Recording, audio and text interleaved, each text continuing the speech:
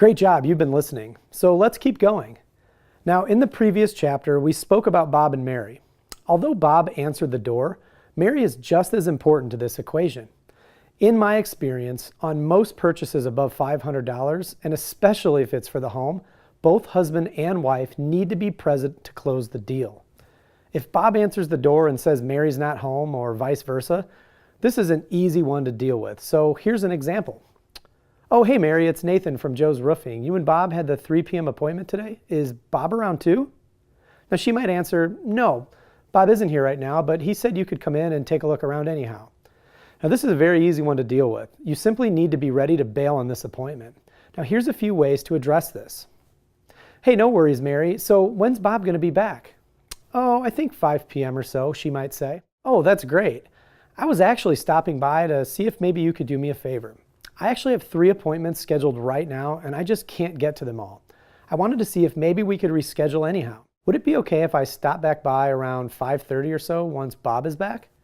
Look, the idea here is that we need to be nimble. Now, Bob or Mary will oftentimes try to convince you to carry through with the appointment right then and there. And I cannot stress enough how dangerous this is, both for yourself and any salespeople that you might be managing. And here's why. It just doesn't make any sense. And statistically, people will get through all of the steps of the sale brilliantly, only to find out that the customer still needs to talk to the other party who wasn't there. Now, there's an exception to this rule now and again, but it's not worth the risk. And what I mean by risk is this. You are putting your valuable time here at risk.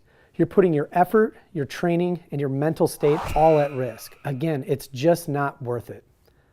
The point of following the steps of this system is to stack the odds in your favor, to give yourself an edge in every scenario.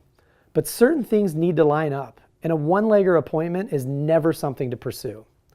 If Bob or Mary were ever to give you any kickback for not running the appointment right then and there, the response simply needs to be that your company policy is that both parties need to be present. Now, sometimes Bob may be a little offended by this, or Mary might claim that maybe she makes all the decisions, and that's okay. This is where you need to be a little nimble and quick on your feet. Now, for example, Bob could say, look, Nathan, I make all the decisions here in my home, and Mary doesn't need to be here anyway.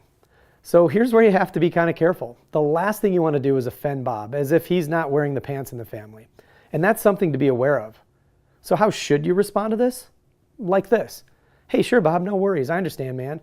But here's the thing. I have a few other appointments today anyway, and in fact, I'm kind of double booked as it sits. It's 3 p.m. now, and I actually have another 3:15 appointment. How about I just swing back by around 5:30 or so when Mary gets back anyway? This will allow me to get to my next appointment and see all the other people as well. Similar to how we responded to Mary when Bob wasn't home, we want to make Bob feel as if maybe he's doing us a favor rather than just conforming to our rules or policies. People are far more likely to do things because they think they're helping you rather than just following along with your company policy. The bottom line is you're going to need both parties present to close almost any deal anyway. So why waste any valuable time without both parties being present? Just reschedule the appointment because the chances are very high that you weren't going to close it anyhow, with it being a one-legger. Statistically, people are not going to buy without their spouse or partner there, regardless of what they may say. 8 out of 10 times, it just doesn't happen. So doing so automatically gives them an objection to have in their pocket that you'll just be completely unable to overcome later. You're just not getting off on the right foot, and you're not giving yourself a real fighting chance. You're setting yourself up for failure. And then, when that undefeatable objection happens, well, it's downright defeating to your confidence, when you really never gave yourself the right opportunity in the first place. Okay, I've covered quite a bit of info. Let's take a quick break and see if you've heard it all.